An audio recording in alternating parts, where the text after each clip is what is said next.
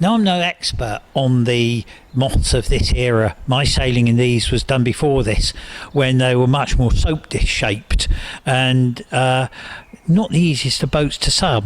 But looking at this partly cleaned up hull, you can see that there's been a couple of holes made, but they can be repaired. And actually, for a boat that's so lightly built, this is remarkably intact, and I'm sure that very soon it'll be back out on the water again. But the important thing is what made these boats special, and in particular the Magnum 6. Okay, Ian, this is a Mark 6 Magnum. What's special about these aft sections?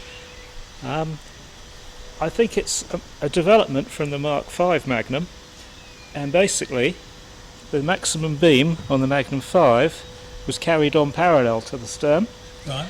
The Magnum 6 is quite nicely tapered all the way through here, and it just allows the weight of the helmsman to move aft and hold the nose up. The Magnum 5 wasn't a very good boat, especially on a big bearaway, and the Magnum 6 was really just so much easier to sail. So an easier boat sometimes is the quickest boat. Did this avoid the awful going down the mine as soon as you tried to bear away?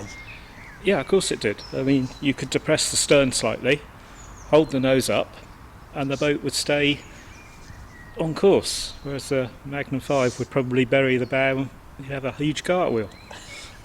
I do remember that. Now, what came after this? After this, John Claridge did a Magnum 7, which was designed, I think, for the 85 Worlds at Interlaken. It had a lot more rocker, slightly more pinched at the stern. It's a super lightweight boat, or light weather boat. There weren't many 7s built.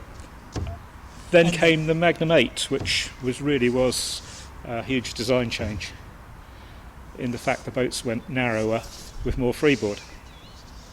Right. Now, what's the construction of this?